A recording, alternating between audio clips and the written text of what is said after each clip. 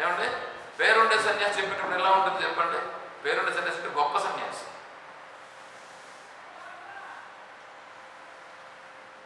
ఒక ఆమె విని ఆమె ఆ సన్యాసిని అడుగుతూ ఉంది అంటే ఆమెలో ఎంత పరివర్తన వచ్చింది అర్థమవుతుందా? మనకు ఆ పరివర్తన వస్తూ ఉందా? నాకు కావాల్సింది అది. ఆ సన్యాసి ఇప్పుడు బెత్తరపోయినాడు. ఆయన వాళ్ళ కథ ఉండినిలే, వాళ్ళ కథ ఉండిలే. మన కథ చూడు, మన కథ నువ్వు తెలుసుకొని చెప్తాం కదా. ఇక్కడ ఎంతసేపు మనం మాట్లాడితే చిన్న అవకాశం ఇస్తే చాలు. ఎంతసేపు బయట వాళ్ళ గురించి మాట్లాడతాం మనం. బయట వాళ్ళ గురించి మన గురించి మాట్లాడు. అర్థమవుతుందా? అది చెప్తా ఉండదు. కాబట్టి స్వర్గలోకం నరకలోకం ఉంది. కర్మను అనుభవిస్తున్నాడు. తల్లిదండ్రులకు పుట్టినంటే కర్మానుసారంగా పుట్టినాడు.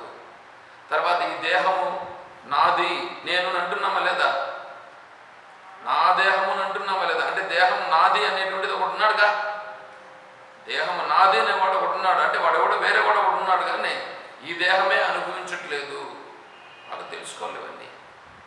అలా తెలుసుకున్నప్పుడే శరీరం పైన శరీరము నాకు ఒక పనిముట్టు అనేది అర్థమవుతుంది. అక్కడ శరీరం ఒక పనిముట్టే కానీ ఏం కాదు. నేనేదో తెలుసుకోవాలి, నేనేదో చేయాలి, అందుకోసం నేను మానవ శరీరం వచ్చింది. అది మానవ శరీరం అంటే అంత సులభమైనది కాదు, అంత గొప్ప శరీరం అని మనం గుర్తించాలి. గుర్తిస్తే అప్పుడు ఆ శరీరంతో ఏమి చేయాలనో అది చేస్తాం. దేహాభిమానం అనేటువంటిది తగ్గించుకునే ప్రయత్నం మనం చేస్తాం. సరే చూడండి, స్థూల దేహము ప్రత్యక్షంగా కనిపిస్తుంది. ఇది విశేషమైన కర్మజన్యంతో వచ్చింది. కర్మ ఉందిగా, కర్మ వలన ఈ దేహం వచ్చింది. ఇది శుక్రశోణితాకారంగా తల్లిదండ్రుల నుంచి వచ్చినటువంటిది ఈ శరీరం. తర్వాత దీనికి పేరు పెట్టుకున్నాం, అవన్నీ కూడా చెప్పుకున్నాం. పేరు, జాతి, కులము, గోత్రం ఇవంతా శరీరం స్థూల దేహానికి సంబంధించినవి కానీ నిజమైన దానికి సంబంధించినవి కాదు. సూక్ష్మ శరీరం ఉందా లేదా అని అంటే, సూక్ష్మ శరీరం అనేటువంటిది వెనకాలుండి ఆడించకపోతే ఈ దేహం ఎట్లా ఆడుతుంది? సూక్ష్మదేహం ఒకటి వెనకాల ఉంది, ఉండబట్టే ఈ శరీరం. ఇప్పుడు ఇంటికి పదాం అని అనుకుంటే కదా మనం లేచిపోతున్నాం. ఆ ఇంటికి పదాం అని అనుకుంటా అంటే ఎవరు? ఈ దేహం అనుకుంటుందా? సూక్ష్మదేహం వెనకాల ఉండేది అనుకుంటా ఉంది. అంటే సూక్ష్మదేహం ఉంది, అది లోపల ఉండి అది ఆడిస్తూ ఉంది. తర్వాత సూక్ష్మదేహం అందరికీ ఒకటే ఉంటుంది.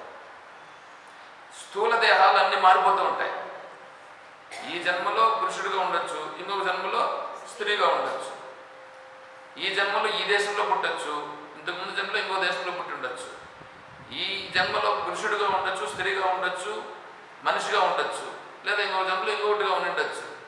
దేహాలేవో అంటే స్థూల దేహాలు మారిపోతుంటాయి, సూక్ష్మదేహం మాత్రం ఒకటే. ఎంతవరకు? వీడి కర్మ నశించేటంత వరకు ఆ సూక్ష్మదేహం ఒకటే ఉంటుంది. సూక్ష్మదేహం నశించదు, సూక్ష్మదేహం ఒకటే. అందుకే పూర్వజన్మలో జరిగేటటువంటి కూడా ఇప్పుడు ఈ జన్మలో కూడా కొన్ని కొన్ని గుర్తు వస్తూ ఉంటాయి. వీడికి గుర్తు వచ్చినా రాకపోయినా ఆ సంస్కారాలు ఆటోమేటిక్గా వస్తాయి.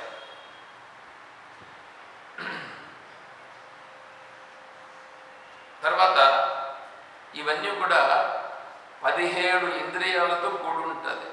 ఇది సూక్ష్మదేహం. ఫస్ట్ రోజు ఎప్పుడో చెప్పినాను అనుకుంటాను. ఇది 19 ముఖాలతో కలిగి ఉంటుందని ఫస్ట్ రోజు ఎప్పుడో చెప్పాను. జాగ్రత్త స్థానం జాగ్రత్త స్థానం బహిష్ప్రజ్ఞ సప్తాంగ 19 ముఖ స్థూల బుక్ వైశ్వానర ప్రథమ పాద. జాగ్రత్త అవస్థలో 19 ముఖాలు, 5 జ్ఞానేంద్రియాలు, 5 కర్మేంద్రియాలు, 5 ప్రాణాలు, మనస్సు, బుద్ధి, చిత్తాహంకారాలు 4. ఇవి మొత్తం 19 ముఖములతో వీడు అనుభవిస్తున్నాడు. అట్లాగే సూక్ష్మ శరీరాలు కూడా ఇవన్నీ ఉన్నాయి. చూడండి, ఇప్పుడు ఈ కన్ను ఉందే, ఈ కన్ను ఈ కన్నా చూస్తూ ఉంటుంది. ఈ కన్ను లోపల ఇంద్రియం ఒకటి ఉంది, అంటే చక్షురింద్రియం. కంటిలో ఉండేది చక్షురింద్రియం, చెవిలో ఉండేది శ్రోత్రేంద్రియం, నాలుగు పైన ఉండేది రసనేంద్రియం, ముక్కులో ఉండేది ఘ్రాణేంద్రియం, చర్మంలో ఉండేది త్వగేంద్రియం. ఏమంటే ఇప్పుడు మనిషి చనిపోయినాడు, కన్నులు తెరుచుకొని ఉంటాడు, కన్ను తెరుచుకొని ఉంటాడు, కంటిపైన ఈగలు వచ్చి వెళ్తుంటాయి. వాడు ఏమన్నా కనీసం ఆ కంటికి ఏమైనా ఇబ్బంది కలుగుతుందా? ఏమన్నా చున్నా చూస్తుంటాడు. ఎందుకు? ఇంద్రియం లేదు అక్కడ. ఈ కన్నులో చూడగలిగే ఇంద్రియం అనేది అంత లోపల ఉంటుంది, అది లేదు అక్కడ. చెవులు వినిపించట్లేదు, చర్మము స్పర్శ తెలియట్లేదు. ఇవన్నీ చూడండి, ఐస్ వేసేసి ఐస్లో పడుకోబెట్టేస్తారు, చల్లగా ఉంటుంది. ఏమైనా ఇబ్బంది పడతాడా? ఏం ఇబ్బంది పడతాడు. అదే ఇప్పుడు చల్లగా ఉంటే ఇబ్బంది కాదు. ఇప్పుడు చన్నీళ్ళతో స్నానం చేస్తారా? చన్నీళ్ళు ముట్టుకుంటే అబ్బబ్బా ఎంత ఎట్లా ఉంటుంది. దానికి హీటర్ పెట్టుకొని ఎంత చేసుకొని గీజర్ పెట్టుకొని ఎంత చేసుకొని అన్నా కదా.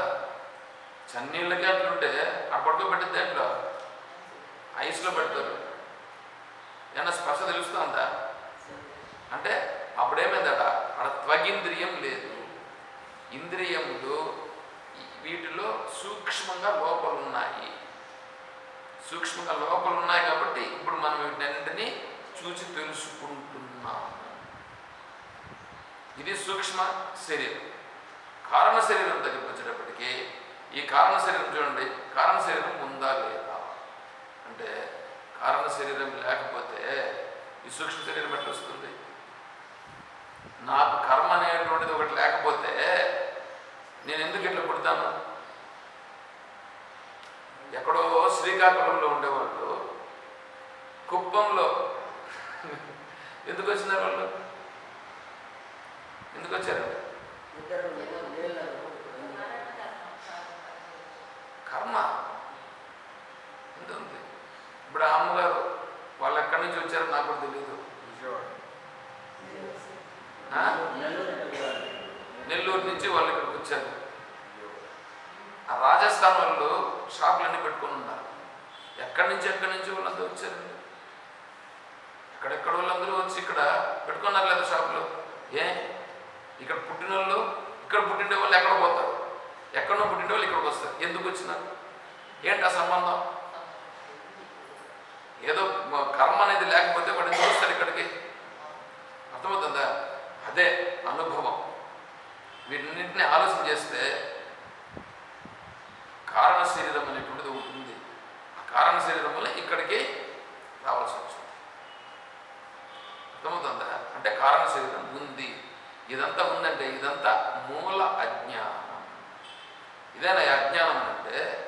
ఇవంతా ఉన్నాయే, ఇవంతా అజ్ఞానం నుంచి జరుగుతూ ఉంది. ఈ అజ్ఞానం అనేది పోతే వీడికి తెలుస్తుంది. వీటిని పోగొట్టుకోవాలి. వీటిని పోగొట్టుకోకుండా ఎంతసేపైనా శరీర భావనలో ఉంటే, అందుకే దైవాసుర సంపద విభాగం చెప్పి ఉండేది. అర్థమవుతుందా? ఎప్పుడన్నా మనం శాస్త్రాన్ని పారాయణం అయితే చేస్తున్నాం, కానీ ఎప్పుడన్నా విచారణ చెయ్యాలి కదా.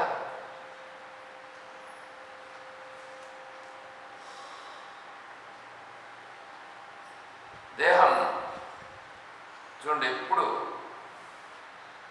ఈ దేహాన్ని నేను అనుకుంటున్నామా, లేకపోతే ఈ దేహంతో నేను శ్రేయస్సును పొందాలి, మోక్షాన్ని పొందాలి అనుకుంటున్నాను. మోక్షాన్ని పొందాలని అనుకుంటున్నాను. ఏమంటే మోక్షాన్ని పొందాలని అనుకుంటున్నా, నిజంగా అనుకుంటున్నామా? నా ప్రశ్న అర్థమైందా? మోక్షాన్ని పొందాలి. ఏమంటే ఆకలి అయితే ఏం చేస్తాం? తింటాం. ఎంత తింటాం? పొట్టకు పట్టి ఎంత తింటాం. ఆకలి తీరేటంత వరకు తింటాం. ఆకలి తీరేంత వరకు తింటాం కదా, ఆకలి అయింది కాబట్టి. అదేవిధంగా నాకు మోక్షం కావాలి అని అంటున్నా, మోక్షము కావాలి అని అన్నప్పుడు మోక్షం కోసం మనం ప్రయత్నం చేస్తున్నామా? అంటే అది అయ్యో చెప్పబ్బా. పారాయణ చేస్తాను, శ్రవణం చేస్తాను. పారాయణ ఉంటే శ్రవణం ఉంటే మోక్షం వస్తుందా? రాదు, రాదు. మీరు మోక్షం కోసం ప్రయత్నం చేస్తా ఉన్నారా అంటే అందుకోసం. అందుకే చెప్తాడు అది ఇక్కడ ఏమంటే, మనం పారాయణం ఎందుకు చేస్తూ ఉన్నాం?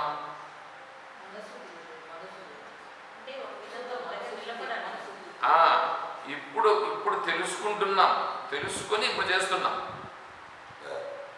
మనశుద్ధి కావాలి, మనసు నిలబడాలి, అందుకోసం పారాయణ చేస్తున్నామని ఇప్పుడు మనం అనుకుంటున్నామండి. కానీ మామూలుగా సహజంగా ఎట్లుంటుందంటే, మోక్షం కావాలి అని అంటాం, కానీ మోక్షం అంటే ఏమో తెలియదు. మోక్షం అంటే దేవుడు ఇస్తాడు, మోక్షం అంటే దేవుడు ఇస్తాడు, దేవునికి ఎప్పుడు ఇష్టం వస్తే అప్పుడు ఇస్తాడు, ఆ భావన ఉందే. కానీ మోక్షం అంటే నిజంగా చెప్పండి, మీరు చెప్పండి, మోక్షం అంటే ఆత్మస్వరూపమే, ఆత్మస్వరూపం తెలుసుకున్నట్టు ఏ మోక్షము అని మీకు తెలుసా? ముందు నేను విచారం చెప్పండి.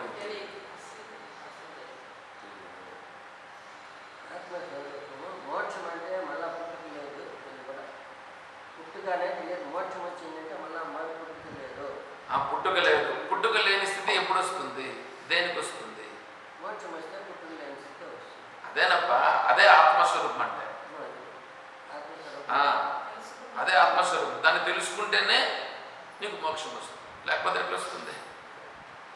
నిజంగా నిజంగా కనుక మనకు ఆ భావన ఉంటే మిగతా విషయాలన్నింటికి ప్రాధాన్యం వాటికి ఇస్తామా, దీనికి ఇస్తామా?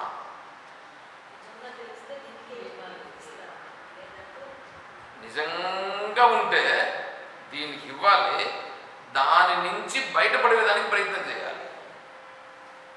నిజంగా ఉంటే అర్థమవుతుందా? పాముండే ఇంట్లో కాపురం ఉంటామా? పాముండే ఇంట్లో కాపురం ఉండంగా, పాముండే ఇంటిలోనే కాపురం ఉండవే. ఒకవేళ పైన ఇల్లు కాలిపోతా ఉంటే ఆ ఇంట్లో కూర్చొని ఏమేమి ఉండా, ఇవన్నీ కాలిపోయేట్టుగా ఉంది, దీన్ని ఎత్తుకొని పోవాలని ఉంటావా? ఎందుకు? ముందు నేను ఉంటే కదా మళ్ళీ చూసుకుంటే అన్నా కదా. అంటే దాన్ని మాత్రం గుర్తించినావుగా. పాము ఉంటే పాము కాటేస్తుంది, నేను చచ్చిపోతాను, అందుకని అటు నుంచి బయట వెళ్ళిపోవాలని గుర్తించినావుగా. ఇప్పుడు శరీరంతో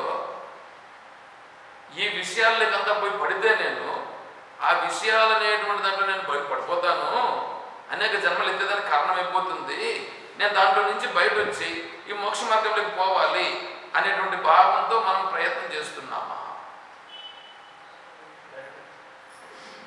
అర్థమవుతుందా?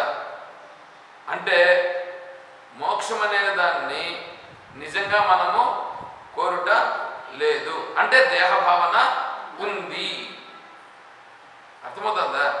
దేహాత్మ భావన ఉందా లేదా అనేటువంటి దాన్ని చూసుకోమంటున్నాను నేను. తర్వాత బంధువుల గురించి పట్టించుకుంటున్నామా లేదా ఆత్మను గురించి పట్టించుకుంటున్నామా? బంధువుల గురించే పట్టించుకుంటున్నాం. సుఖం చూడండి, దేహ సుఖం వెంటనే కలుగుతుంది. దేహంతో సుఖము వెంటనే కలుగుతుందా లేదా? సినిమా చూసేదానికి మీరు సుఖం కలుగుతుందా లేదా? తింటా ఉండవు, సుఖం కలుగుతుందా లేదా? తిరుగుతూ ఉండవు, సుఖం కలుగుతున్నదా లేదా? శారీరక సుఖం ఏమైనా సరే నువ్వు పొందే సుఖం వెంటనే కలుగుతుంది. కానీ ఆత్మసుఖం ఏడ కలుగుతుంది? ఇంతకాలం నుంచి కనీసం 1% అన్నా కలిగి ఉంటే, 1% అన్నా కలిగి ఉంటే ఏం చేస్తాం తెలుసా? దాని నుంచి దీనికి వచ్చేదానికి ప్రయత్నం చేస్తాం. ఆత్మసుఖ స్పర్శ కూడా లేదు. కావాలని అనుకుంటే కాదు, కావాలని నిజంగా అనుకుంటే అది ఎట్లా అని దానికోసం ప్రయత్నం చేస్తాం.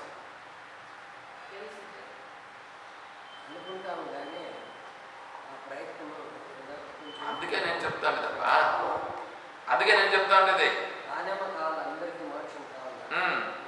తర్వాత ధర్మము న్యాయం, ధర్మము న్యాయం అని అంటాం, కానీ ధర్మము న్యాయం అని అంటాం, కానీ ధర్మంగా న్యాయంగా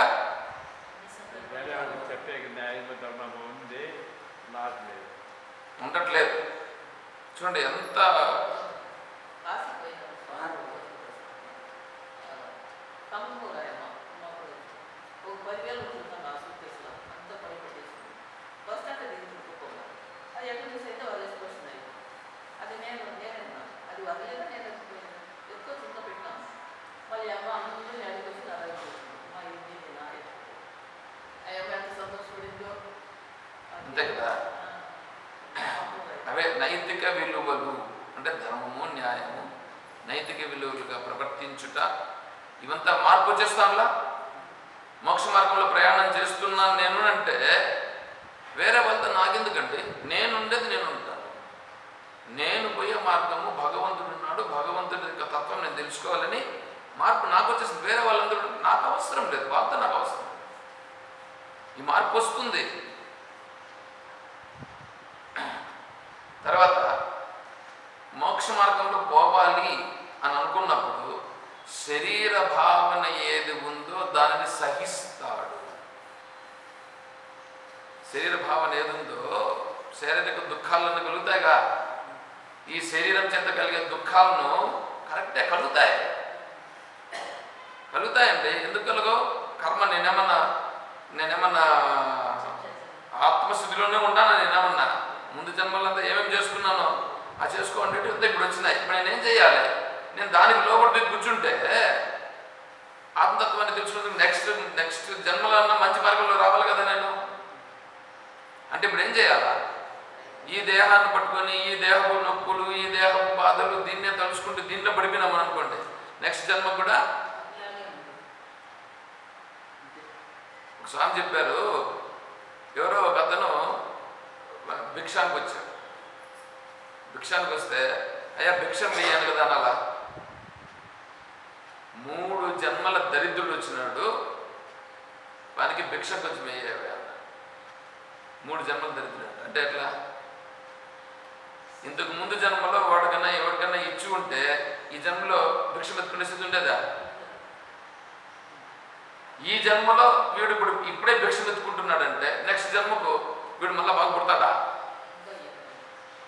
అర్థమవుతుంది అంటే ఇప్పుడు 3 జన్మల్లో వాడు భిక్షగాడే. అదేవిధంగానే ఈ జన్మలోనే వాడు శారీరక శారీరక దుఃఖాన్ని చూసుకుంటూ దానికి లోపడిపోతూ ఉంటే నెక్స్ట్ జన్మలో మళ్ళీ వాడు శరీర దుఃఖం నుంచి బయటపడే మార్గంలో వస్తాడా?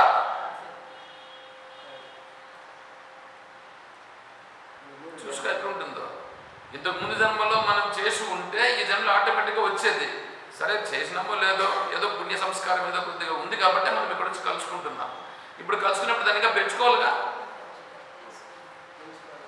పెంచుకునే మార్గంలో రావాలి. తర్వాత ఫలం, ఎంతసేపు లోకంలో ఉండే ఫలాన్ని కోరుతున్నామే కానీ లోకంలో అన్ని దీన్ని కోరుకుంటూ ఏడొచ్చేటువంటి వాటిని కోరుకుంటున్నామే కానీ ఆ ఆత్మస్వరూపం ఒకటి ఉందని, ఆ ఆత్మస్వరూప భావాన్ని పొందాలని కానీ మనం ఏమన్నా ప్రయత్నం చేస్తున్నాం.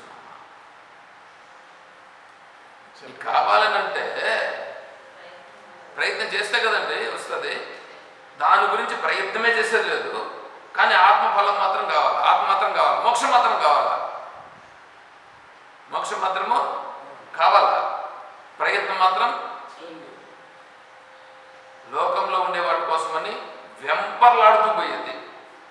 నేను చెప్తాను విషయాలు కదండి, శాస్త్రంలో ఉపనిషత్తులు చెప్పినటువంటి రాసుకొచ్చాను. నేను ఇప్పుడు రాసినది కదా, ఎప్పుడో రాసింటాను. అవిటిని ఇప్పుడు చూసి చెప్తున్నాను. నేను ఎట్లా చెప్పాలి వీళ్ళకి?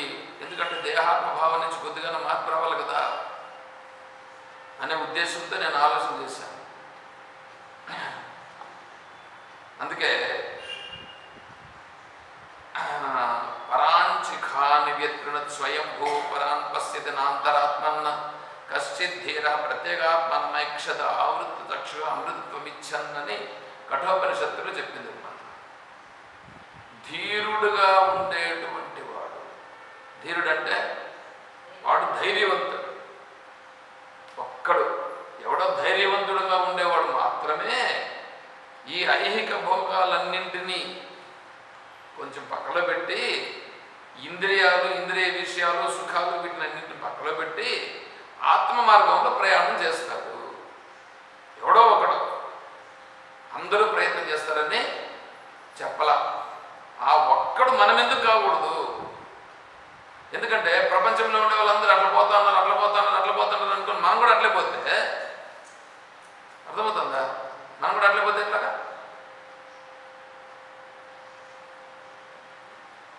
భక్తులుగా ఉన్నారే, భక్తులు జ్ఞానులుగా ఉండేటువంటి వాళ్ళు కూడా అందరినీ ఇట్లాగే పట్టుకొని పోయింటే వాళ్ళు భగవంతుడు ఉన్నాడని చెప్పి తెలుసుకొని మనకు చెప్పేవాళ్ళ, చెప్పకుండా వాళ్ళు కూడా అట్లే పోయింటే జరిగింది అదేమన్నా? వాళ్ళు అట్లాంటి మహానుభావులు ఎవరో కొంతమంది ఉన్నారు కాబట్టి ఆ మహాత్ములందరూ అలా ఉన్నారనంటే భగవంతుడు ఉన్నాడు. భగవంతుడు ఉన్నాడుగా. భగవంతుడు ఇప్పుడు త్యాగరాజు గారు కానీ, రామదాసు గారు కానీ చూడండి, వీళ్ళందరూ కూడా ఈ భక్తులుగా ఉండేటువంటి వాళ్ళు, సక్కుబాయి గారు కానీ ఎన్ని కష్టాలు పడారంటే వాళ్ళు. అన్ని కష్టాలు పడినా భగవంతుని గురించి ఏమన్నా విడిచిపెట్టినారా అంటే ఎందుకు? ఈ కష్టాలన్నీ పడుతూ ఉంటే కూడా మళ్ళీ భగవంతుని ఎందుకు పట్టుకున్నారు వాళ్ళు? ఏం వాటిని విడిచిపెడితే?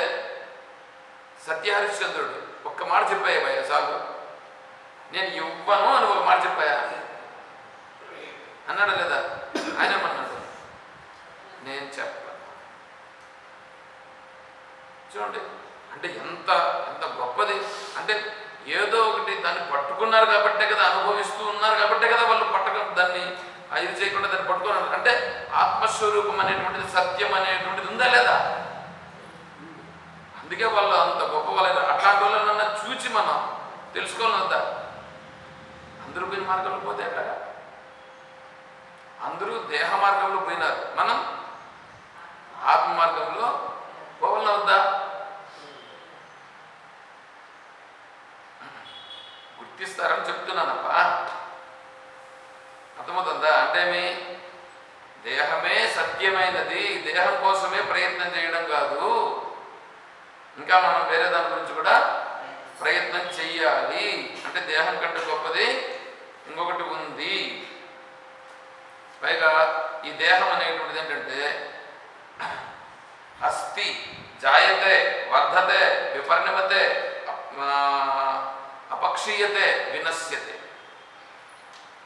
దేహము చాలా చెప్పాల్సి ఉంది నేను, కానీ మిమ్మల్ని అందరినీ చూస్తూ, ఎందుకంటే అస్థి అస్థి అంటే గర్భంలో పడిందా, జాయితే పుట్టిందా, వర్ధతే పెరిగిందా, విపరిణమతే పరిణామం చెందిందా, అపక్షీయతే అపక్షీయతే కురింగిపోతుందా, లూజ్ అయిపోయిందా, వినశ్యతే నాశనం అవుతుందా. ఇది శరీర ధర్మం, ఇది శరీర ధర్మం. ఆత్మస్వరూపం ఏమన్నా అది అది కడుపులోకి పడినట్లుగా ఆత్మ ఏమన్నా వచ్చి పడిందా, ఆత్మ పుట్టిందా, ఆత్మ ఏమన్నా పెరుగుతుందా, ఆత్మ ఏమన్నా ఇదైందా, ఆత్మ ఏమన్నా వంగిపోతుందా, ఆత్మ ఏమన్నా నాశనం అవుతుందా? ఆత్మ సాన్నిహిత్యము వలన ఇది నిలబడింది. ఆత్మ సాన్నిహిత్యం జన కదా ఇది నిలబడింది. ఆత్మ సాన్నిహిత్యం లేకుండా ఎట్లా నిలబడుతుంది? ఇది నిలబడడానికి ఛాన్స్ లేదు. కాబట్టి అది ఏంది ఇది నిలబడి ఉందంటే దేని వల్ల నిలబడింది, అది ఏంది అని తెలుసుకుని ఉందా? అది ఏందో తెలుసుకునేదే బోధ. బోధ అంటే దానిని గురించి తెలుసుకునే మార్గం ఉంది. నువ్వు ఎట్లన్నా తెలుసుకో, దాన్ని తెలుసుకునే మార్గాన్నే బోధ, జ్ఞానము అని అంటారు. ఆ జ్ఞానమును గురించే మనకు మహర్షులు మళ్ళీ పరిశోధన చేసి ఈ మార్గములో నువ్వు తెలుసుకుంటే నువ్వు ఆత్మస్వరూపాన్ని తెలుసుకుంటావు అని వాళ్ళు చెప్పారు. ఇప్పుడు మహర్షులు చెప్పిన మార్గాన్ని అనుకుంటావా, లేదా నీ ఇష్టం వచ్చిన మార్గాన్ని అనుకుంటావా అంటే కూడా ఎన్నుకోవచ్చు, ఏం ప్రాబ్లం లేదు. కాకపోతే నువ్వు తెలుసుకోగలగాలి, సత్యమును గుర్తించుట అనేది చేయాలి. సత్యమును గుర్తించేదానికి వాళ్ళు ఆల్రెడీ ఆ మార్గంలో ప్రయాణం చేసి ఉన్నారు కాబట్టి సులభంగా పోయే మార్గాన్ని వాళ్ళు మనకు చెప్తూ ఉన్నారు. అలా దాన్ని పట్టుకొని పోయినామని అనుకోండి మనకు సులభమవుతుంది. స్వామీజీ ఏం చేస్తారంటే అక్కడక్కడ శ్లోకాల్లో చాలా కష్టంగా ఉంటుంది ఆ విషయాన్ని, దాంట్లో భాష్యం ముందు రాసిండే వాళ్ళు కూడా ఏం చేస్తారంటే దాని అర్థాన్ని చక్కగా చెప్పకుండా దాటేసేస్తారు.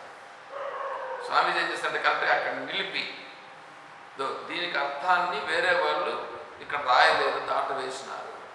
పైగా దీని అర్థమును మీరు ఇలా స్వీకరించాలి, నేను ఇక్కడ చెప్తున్నానని చెప్తారు.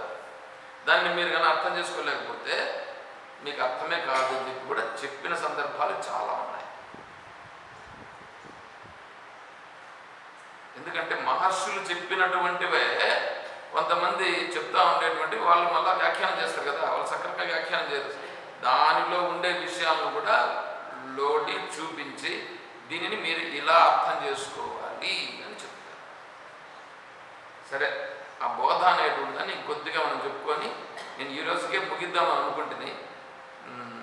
సరే, రేపు ఈ శ్లోకాన్ని పూర్తి చేసే ప్రయత్నం చేస్తాం. రేపు కాదు ఏమన్నా చెప్తారు, మేమే మోస్తాము ఆడవాళ్ళు అంతా ఉన్నారు కదా, నువ్వు అక్కడ వస్తావు కదా, నువ్వు నేను ఇది పెట్టుకుందాం చాలా. మిగతా వాళ్ళు వచ్చేవాళ్ళు ఎలాగో వస్తారు, సరేనా? నువ్వు వస్తే నేను ఎట్లాగో విన్నా ఉంటా, నువ్వు నేను ఇద్దరు చాలు. మురుగేష్ గారు ఎలాగో వస్తారు, మీరు ఎలాగో వస్తారు, వచ్చేవాళ్ళు ఎలాగో వస్తారు, అందరూ వస్తారు, అమ్మగారు అందరూ కూడా వస్తారు. అందరూ చేతులు ఎత్తేసినారు వస్తామని. సరేనా? ఓం తత్సద్. ఓం సర్వం శ్రీ సద్గురు చరణారవిందార్పణమస్తు. ఓం జయ బలో శ్రీకృష్ణ పరమాత్మకి జయ, బలో గీతా మాతా की जय, बोलो भक्त मंडली की हर नमः पार्वती पतये। जय सीताराम। हरि ओम तत्सत्। ओम हरि ओम।